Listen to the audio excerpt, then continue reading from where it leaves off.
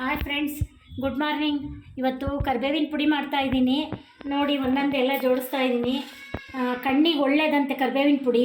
ಬರೀ ಕರ್ಬೇವು ಪುಡಿ ತಿನ್ನೋಕ್ಕಾಗಲ್ಲಲ್ಲ, ಅದಕ್ಕೋಸ್ಕರ ಸ್ವಲ್ಪ ಎಲ್ಲ ರೆಡಿ ಮಾಡ್ಕೊಂಡಿನಿ ನೋಡಿ. ಒಂದೊಂದೆಯ ಕರ್ಬೇವಿದೆ, ಬೆಳ್ಳುಳ್ಳಿ ಇದೆ, ಆಮೇಲೆ ಉಪ್ಪಿದೆ, ಸ್ವಲ್ಪ ಒಣ ಕೊಬ್ಬರಿ ಇದೆ, ಕಡಲೆಬೇಳೆ, ಹೆಸರುಬೇಳೆ, ಉದ್ದಿನಬೇಳೆ, ಉದ್ದಿನಬೇಳೆ, ಖಾರದ ಪುಡಿ, ಇಷ್ಟು ಐಟಮ್ ಇದೆ.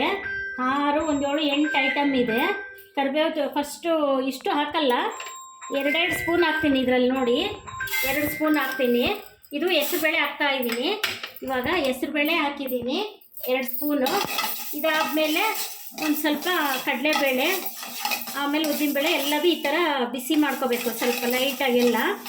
ಕಣ್ಣಿಗೆ ಮಕ್ಕಳು ಕರಿಬೇವು ತಿನ್ನಲ್ಲಲ್ಲ, ಈ ಥರ ಸ್ವಲ್ಪ ಎಲ್ಲ ಮಿಕ್ಸ್ ಮಾಡಿ ಪುಡಿ ಮಾಡಿ ಮೊಸರು ಹಾಕಿ ಕೊಟ್ಟರೆ ಮಕ್ಕಳಿಗೆ ಚಪಾತಿಗೆ ಸ್ವಲ್ಪ ತಿನ್ಬೋದು ಮಕ್ಕಳುಗಳು. ಕಣ್ಣಿಗೆ ತುಂಬ ಒಳ್ಳೆಯದು ಕರಿಬೇವಿನ ಪೌಡ್ರು, ಅದಕ್ಕೋಸ್ಕರ ಮಾಡ್ತಾಯಿದ್ದೀನಿ ಫ್ರೆಂಡ್ಸ್. ನೋಡಿ ಎಲ್ಲ ನೋಡಿಬಿಟ್ಟು ಲೈಕ್ ಮಾಡಿ, ಶೇರ್ ಮಾಡಿ, ಸಬ್ಸ್ಕ್ರೈಬ್ ಮಾಡಿ ಎಲ್ಲ.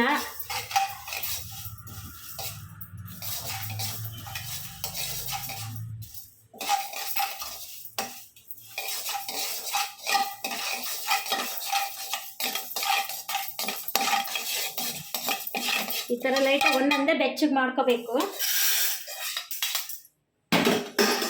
ಇವಾಗ ಉದ್ದಿನಬೇಳೆ ಹಾಕ್ತಾಯಿದ್ದೀನಿ 2 ಸ್ಪೂನು. ಉದ್ದಿನಬೇಳೆನೂ ಒಳ್ಳೆಯದು ಆರೋಗ್ಯಕ್ಕೆ ನೋಡಿ.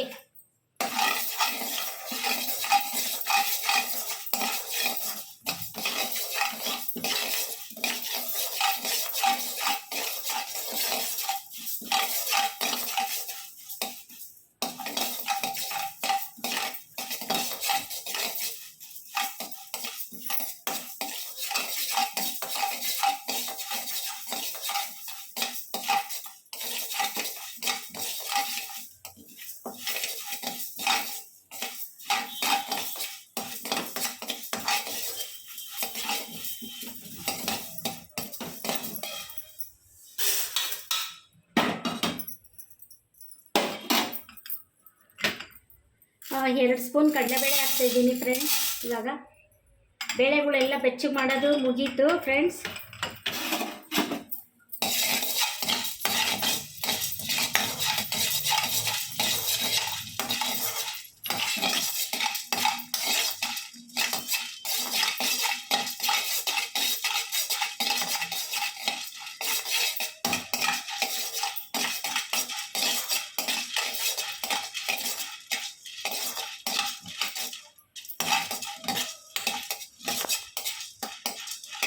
ಚೆನ್ನಾಗಿ ಘಮ ಘಮ ಬರಬೇಕು, ಉರಿಬೇಕಾದ್ರೆ ಸ್ಮೆಲ್ ಚೆನ್ನಾಗಿರಬೇಕು. ಘಮ ಘಮ ಇದ್ದರೆ ಪೌಡ್ರ್ ಚೆನ್ನಾಗಿರುತ್ತೆ.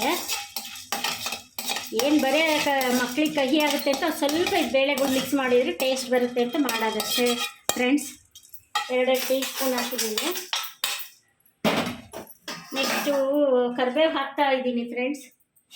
ಕರಿಬೇವೇನು ಒಣಗಿರುತ್ತೆ, ಒಣಗಿದ ಕರಿಬೇವು ಇದು. ಒಣಗಿಸಿ ತೊಳೆದು ಒಣಗಿಸಿ ಇಟ್ಕೋಬೇಕು ಫ್ರೆಂಡ್ಸ್. ಇದೊಂದು 100 ಗ್ರಾಮ್ ಇದೆ ಕರಿಬೇವು. ನಿಮಗೆ ಎಷ್ಟಾದ್ರೂ ಜಾಸ್ತಿ ಬೇಕಾದ್ರೆ ಮಾಡ್ಕೋಬೋದು. ಇದು ಕರಿಬೇವು ಹಂಗೆ ಸ್ವಲ್ಪ ಬೆಚ್ಚಗೆ ಸ್ಟವ್ ಸಿಮ್ಮಿಟ್ಟು ಬಾಣಲೆಯಲ್ಲಿ ಹಾಕಿದ್ರೆ ಗರಿ ಗರಿ ಆಗುತ್ತೆ. ಒಣಗಿದ ಕರಿಬೇವು ಇದು. ಒಣಗಿಸಿ ಇಟ್ಕೋಬೇಕು, ತೊಳೆದು ಒಣಗಿಸಿ ಈ ಥರ ಇಟ್ಕೋಬೇಕು. ಆಮೇಲೆ ಬೆಳ್ಳುಳ್ಳಿನೂ ಅಷ್ಟೇ ಇದರೊಳಗೆ ಹಾಕ್ತೀನಿ. ಆಮೇಲೆ ಇದು ಸ್ವಲ್ಪ ಒಣಕೊಬ್ಬರಿ, ಇದು ಅಷ್ಟೇ 2 ಸ್ಪೂನು ಒಣಕೊಬ್ಬರಿ. ಇಲ್ಲ ಇದೊಂದು ಸ್ವಲ್ಪ ಹೆಚ್ಚಿಗೆ ಹಾಕಿ ನಡೀತೆ ಟೇಸ್ಟು. 1 4-5 ಚಮಚ ಇದೆ. 4-5 ಚಮಚ ಹಾಕ್ಬೋದು ಕೊಬ್ಬರಿ, ಒಣಕೊಬ್ಬರಿ ಏನು ಟೇಸ್ಟ್ ಬರುತ್ತೆ. ಇದು 4-5 ಚಮಚ ಹಾಕಿದ್ದೀನಿ. ಲಾಸ್ಟಿಗೆ ಇದಿಷ್ಟು ಹಾಕಿ ಕೈ ಆಡಿಸಿ ಸ್ಟವ್ ಆಫ್ ಮಾಡಿಬಿಡ್ಬೇಕು.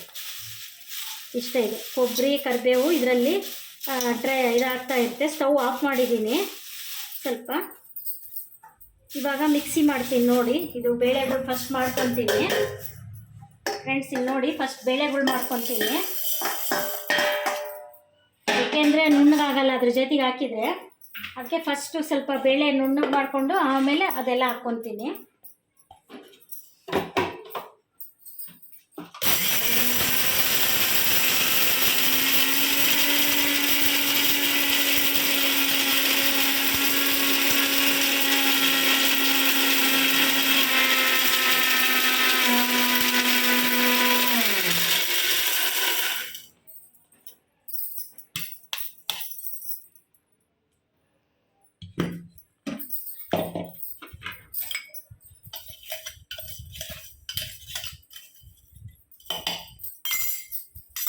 ಇವಾಗ ಸ್ವಲ್ಪ ನುಣ್ಣಗಾಗಿದೆ ಫ್ರೆಂಡ್ಸ್.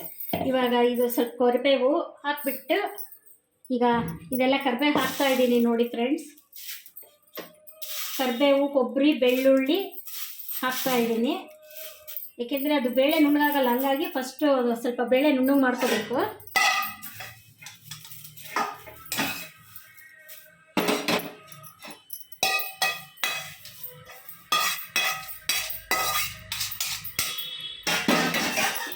ನೆಕ್ಸ್ಟು ಇದಕ್ಕೆ ರುಚಿಗೆ ತಕ್ಕಷ್ಟು ಉಪ್ಪು ಹಾಕ್ಕೊಳ್ಳಿ. ನಾನು ಹಾಕಿರ್ತೀನಿ, ಒಂದು ಸ್ಪೂನ್ ಹಾಕಿರ್ತೀನಿ. ಒಂದು ಸ್ಪೂನ್ ಉಪ್ಪು, ಒಂದು ಸ್ಪೂನ್ ಖಾರ ಪುಡಿ ಹಾಕಿರ್ತೀನಿ. ನೀವು ಖಾರ ತಿನ್ನಲ್ಲ ಅಂದರೆ ಕಡಿಮೆ ಹಾಕ್ಕೊಳ್ಳಿ. ಇದು ಫುಲ್ ಬರೀ ಬ್ಯಾಡಗಿದು 1.5 ಸ್ಪೂನ್ ಹಾಕ್ತೀನಿ. ಇದು ಫುಲ್ ಬರೀ ಬ್ಯಾಡಗಿ ಖಾರ ಪುಡಿ. ಇದು ಉಪ್ಪು ಖಾರ ಮಾತ್ರ ನಿಮಗೆ ರುಚಿಗೆ ತಕ್ಕಷ್ಟು ಹಾಕ್ಕೋಬೋದು ಫ್ರೆಂಡ್ಸ್.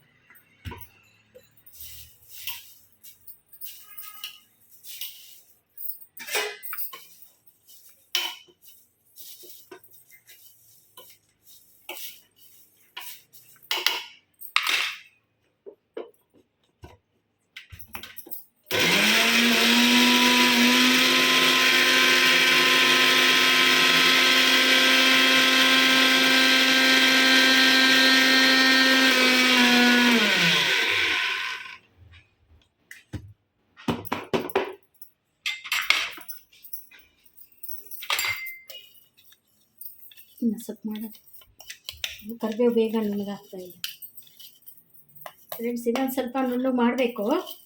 ಮಿಕ್ಸಿ ಮಾಡೋದೊಂದು 5 ನಿಮಿಷ ಅಷ್ಟೇ.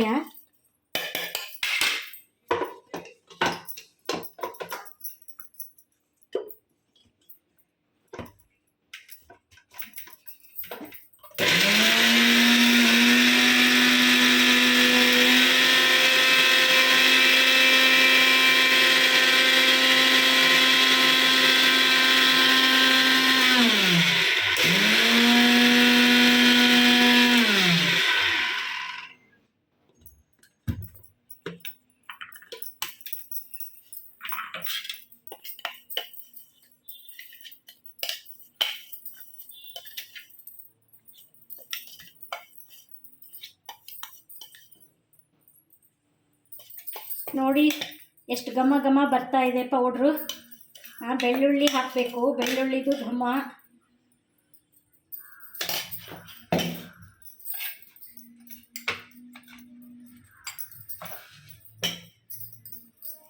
ನೋಡಿ ಈ ಥರ ಮಾಡಬೇಕು.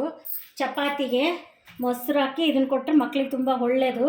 ಕೊಡಿ, ಚೆನ್ನಾಗಿರುತ್ತೆ. ಕರಿಬೇವು ಹೋದರೆ ಒಳ್ಳೆಯದಲ್ಲ, ಹೊಟ್ಟೆಗೆ ಒಳಗೆ ಹೋದರೆ ಮಕ್ಳಿಗೆ. ಇಲ್ಲಾಂದರೆ ಅಡುಗೆ ಒಳಗೆಲ್ಲ ಹಾರಿಸಿಟ್ಬಿಡ್ತಾರೆ ಮಕ್ಳುಗಳು. ಕರಿಬೇವು ಈ ಥರ ಪೌಡ್ರ್ ಮಾಡಿ ಮೊಸರಾಗಿ ಚಪಾತಿ ಕೊಡಿ, ಚೆನ್ನಾಗಿರುತ್ತೆ. Thank you.